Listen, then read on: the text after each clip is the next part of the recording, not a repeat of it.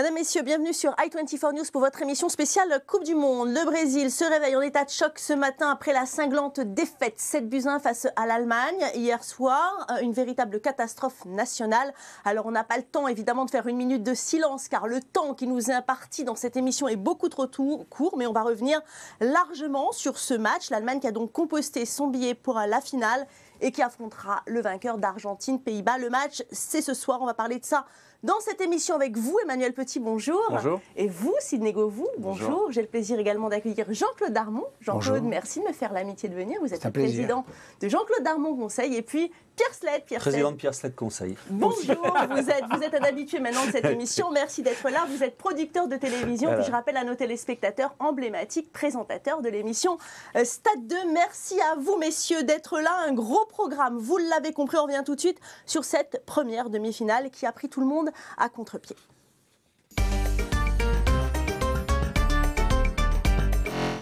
Brésil-Allemagne donc, un match qui devait être très disputé. A priori, le pays organisateur qui devait offrir à ses supporters une 6e étoile sur son maillot. Mais une Nationalmannschaft qui est solide quand même depuis le début de la compétition. Le scénario qui fut tout autre. Même les meilleurs pronostiqueurs n'auraient jamais pu parier sur un score pareil. 7-1, c'est donc le score final. Un naufrage à peine croyable. 5-0 après 30 minutes de jeu. Et même 4 buts inscrits en moins de 7 minutes. Alors, regardez la une des journaux ce matin. On va faire le tour de la presse au Brésil. Évidemment, eh bien, la presse n'y va pas de main morte. Les unes sont à l'image de la déception. Pas de quoi rire aujourd'hui.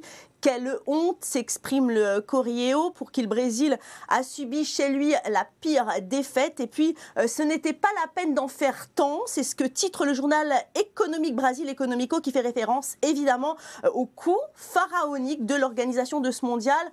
En Allemagne, on jubile. L'Allemagne danse sur les rythmes brésiliens. Les Brésiliens qui finalement ne savent plus danser la samba. C'est ce qu'on lit en une du Morgen Post. Enfin, un adjectif en couverture du quotidien L'Équipe. Regardez, incroyable. Emmanuel Petit, que s'est-il passé ? C'est comme si vous preniez un platane à 200 km/h en fait. Donc des fois, c'est difficile de trouver des mots pour justifier l'inexplicable. Mais ça a été le Titanic hier. Ça a été le naufrage collectif. Il n'y avait plus de commandant à bord. Il n'y avait plus de personnes capables de sonner la révolte. Mais c'est vrai que de la 23e à la 26e minute, même en étant menés 1-0, ils ont disparu des radars, les Brésiliens. Oui. Il n'y avait plus de jeu, plus de rigueur, plus... Il n'y avait plus rien, il n'y avait plus rien du tout. Rien du tout, c'était le néant complet. Absolument. Alors justement, Jean-Claude Darmon, il faut le remonter à 1920 pour se rappeler d'une défaite aussi dramatique, mais face à l'Uruguay. Vous m'en parliez, vous vous rappelez de ce match-là. C'était une défaite du Brésil 6-0. C'est à se demander finalement si la Seleção n'est pas arrivée là par hasard.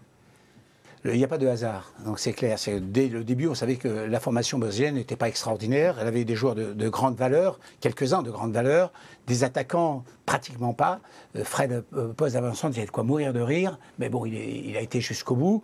Le fait que Thiago Silva et Neymar disparaissent de cette sélection face à l'Allemagne que nous connaissons, qui est un Panzer, qui ne lâche rien, qui a des joueurs de talent. Ils n'ont pas fait le poids, mais ça arrive une fois dans la vie d'une équipe de passer à travers. Là, c'est le Brésil, ça a été la Suisse il n'y a pas longtemps face à l'équipe de France.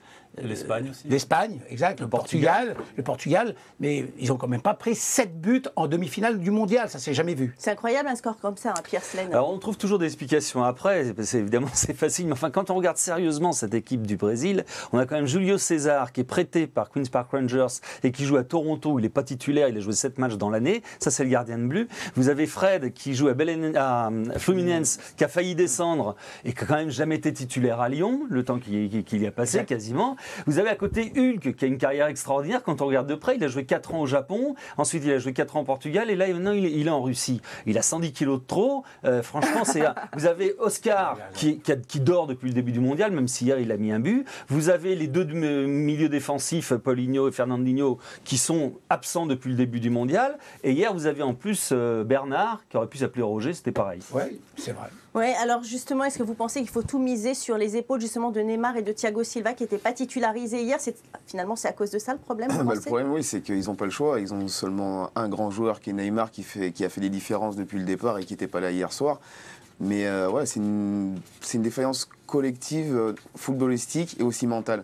Ouais. Parce que mentalement, au bout de 15 minutes, on a l'impression que les joueurs se regardaient dans le blanc des yeux et qu'ils pouvaient pas, ils n'arrivaient pas à agir, il se passait rien du tout. Donc ouais, il faudra se poser les bonnes questions. En face, en tout cas, il y avait des Allemands. C'était une réussite insolente à Emmanuel Petit, un rouleau compresseur mais ils quand ont même. retrouvé leur jeu exceptionnel qu'ils avaient ces dernières années, au meilleur moment d'ailleurs. Donc ça ne doit pas occulter, la déroute des Brésiliens ne doit pas occulter l'immense performance des Allemands aussi. Mais moi je vais revenir sur un point qui me semble essentiel aussi. En dehors du fait que Neymar et Thiago Silva étaient absents et que c'était très préjudiciable, on est tous d'accord pour le dire, leader technique et le capitaine absent dans un match aussi important, c'est vrai que ça pèse lourd dans la balance. Mais quand vous avez des psychologues qui vous aident, qui sont en assistance, ça montre à quel point l'équilibre psychologique et mental est très précaire. Ces deux absences, on était borderline, c'est vrai. Hein. Ces deux absences ont enfoncé le clou, en fait. Oui. Ça les a complètement achevés. Jean-Claude, est-ce que ce résultat revalorise finalement la prestation de la France contre l'Allemagne ? Bien sûr. Oui, évidemment.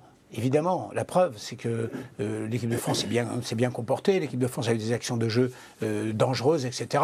Et on voit bien que face au Brésil, l'Allemagne a été pas meilleure que contre nous. Hein. C'est-à-dire qu'on avait les mêmes prestations face à nous, mais on a su réagir, défendre et contre-attaquer. En tout cas, un joueur est entré dans l'histoire hier soir, c'est Klose qui détrône Ronaldo, Pierre Sled, au classement des meilleurs buteurs de l'histoire du mondial. On va regarder ensemble le tableau. Qu'est-ce que vous en pensez, Pierre Sled ? Ces joueurs, ils le méritent ? Mais s'il est là, c'est qu'il le mérite. En tout cas, ce qui est méritoire, je trouve, c'est de la part de Löw, c'est de l'avoir mis titulaire au dernier match, en quart de demi-finale et en demi-finale. Un coup de poker comme contre la France, finalement. C'est quand même, faut le mettre. Le mec a 36 ou 37, c'est quand même un drôle de pari et il est payant. Sydney, encore une démonstration de la suprématie allemande. Sûr que marquer 16 buts en Coupe du Monde, c'est pas anodin. Et en plus, l'âge qu'il a, dans une formation au départ qui ne partait pas du tout titulaire. Mais en même temps, je regarde surtout le Müller, qui a, je crois, 23 ans. Et qui, à mon avis, est capable de dépasser même pendant cette Coupe du Monde. Absolument. Allez, messieurs, on va regarder tout de suite le dernier carré. L'Allemagne qui affrontera donc dimanche le vainqueur d'Argentine-Pays-Bas pour le titre suprême. Une 4e étoile peut être pour la nationale Mannschaft. Mais avant cela, Argentins et Néerlandais ont rendez-vous ce soir à Sao Paulo. Le perdant retrouvera donc le Brésil samedi pour le match de la 3e place. Et justement, Argentine-Pays-Bas, c'est ce soir. C'est un duel entre deux poids lourds. L'Argentine a été sacrée championne du monde à deux reprises, je vous le rappelle, en 78 et en 86. En face, les Pays-Bas, qui ont disputé 4 finales, toutes perdues. En 78, étaient justement contre les Argentins, et les Néerlandais s'étaient inclinés. Et puis plus récemment, les Oranges avaient échoué en finale contre l'Espagne. C'était en 2010. Jean-Claude Darmon, les coéquipiers de Van Persie qui vont tout faire pour briser la malédiction, vous pensez ?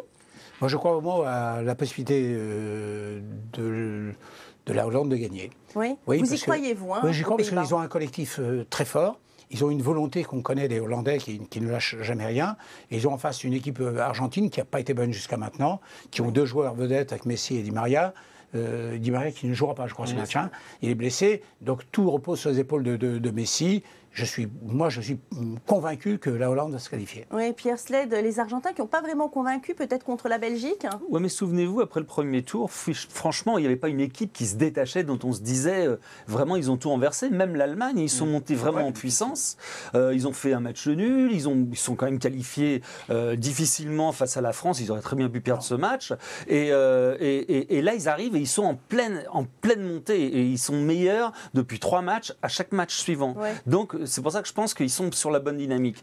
Les Hollandais, ils ont entamé ça, on a vu de quelle façon, avec une victoire somptueuse, mais depuis, c'est pas tout à fait pareil, donc il faut voir quand même comment ils vont faire ce soir. Vous s'attendez quand même hier soir, Sidney Govou, à un match équilibré. Quel scénario ce soir, selon vous ? C'est difficile à dire dans cette Coupe du Monde, on a du mal à pronostiquer, même si je mets une petite pièce sur l'Argentine, parce que même malgré qu'ils perdent Di Maria, qui est un joueur qui emmène beaucoup cette position où il vient chercher le ballon bas et l'emmène à ses attaquants, il y a Messi, et si Messi veut devenir l'égal de Maradona, c'est aujourd'hui ou jamais. Donc je pense que l'Argentine va gagner. Emmanuel Petit, vous auriez l'audace, vous, de parier sur un scénario identique qu'hier soir, là, il y a de l'argent à se faire. Hein. Oui, d'accord.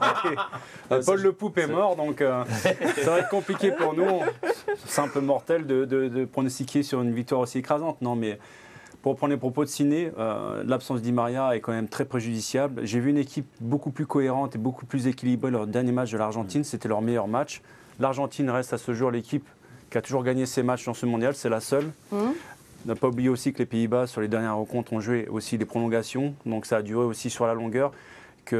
Moi, je pense que c'est l'avènement de Messi. On va voir, on va assister à Jean-Claude Darmon, c'est une équipe discrète, l'Argentine, mais qui gagne toujours. Et puis surtout avec Messi, vous y croyez, vous, en ce Messi, oui, vous l'adorez? Moi, je pense moins à l'Argentine qu'à la Hollande, qui a un joueur d'énorme valeur, qui n'a pas été bon jusqu'alors, juste au premier match un peu. C'est Van Persie, c'est l'un des meilleurs attaquants du monde, associé à Robben, contre une équipe d'Argentine pour une finale, et pour une revanche de finale.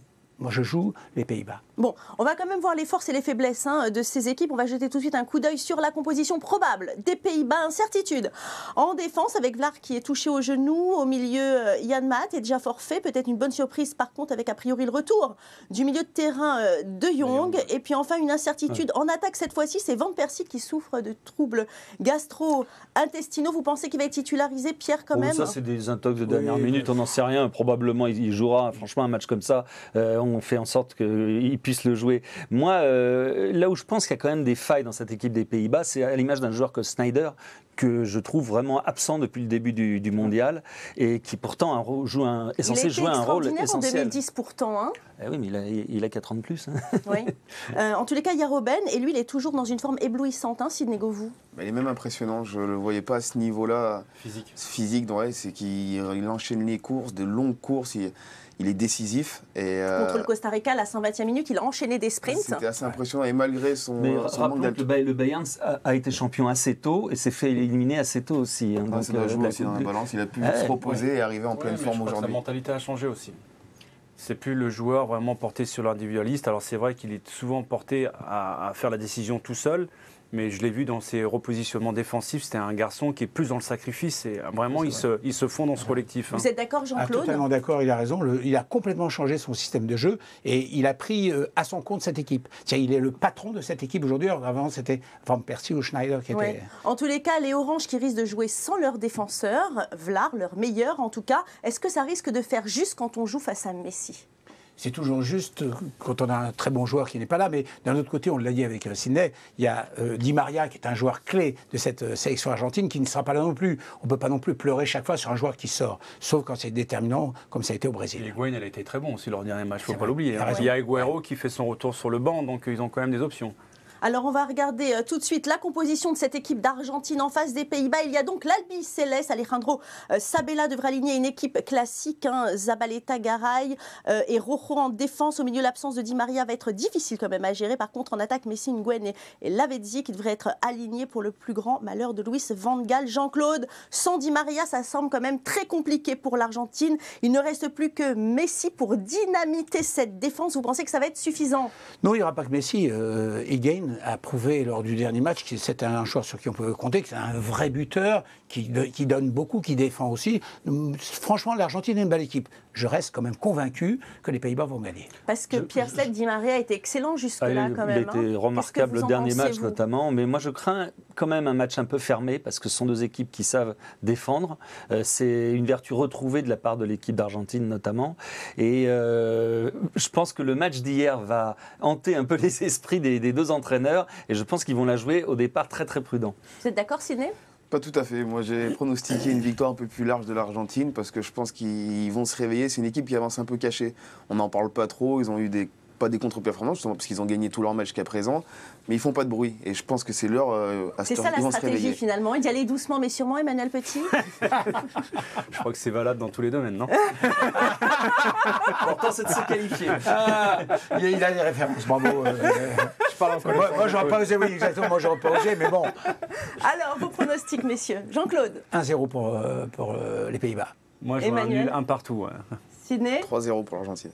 Ah oui? Ouais. Moi, je vois nul, un partout aussi, prolongation et tir au but. D'accord, donc tout le monde sera devant son téléviseur ce soir, c'est sûr? Archi sûr. D'accord. Évidemment. Vous êtes sûr, vous ne bougez pas sur votre pronostic? Mais si ça sera suffisant. C'est votre dernier mot? C'est votre dernier mot? C'est mon dernier mot. Vous aussi, Emmanuel, c'est mon dernier mot. Mais à Paris, confiance à il faut Messi. peut-être qu'on parie quelque chose, non? Ah oui, c'est vrai, il paraît qu'il y a un Américain d'ailleurs qui a parié sur ce score-là hier, 7-1, imaginez-vous. Il était complètement saoul, il est rentré dans un café, je ne sais pas si c'est une vraie information ou pas. En tout cas, il a gagné plusieurs millions de dollars. Bon, en réalité, Donc, quand allez. vous faites un pronostic sportif, Ouais. avec Gibourg, Mais qu'est-ce que c'est que cette émission aujourd'hui? Allez, merci à vous, messieurs, d'avoir été avec moi aujourd'hui. Quel plaisir d'avoir passé ce moment en votre compagnie. Jean-Claude, merci. Pierre, merci de votre présence. Merci, messieurs. On se retrouve demain pour débattre évidemment de ce match. Restez avec nous, l'info continue sur i24 News. Vous avez choisi notre chaîne et vous avez bien fait.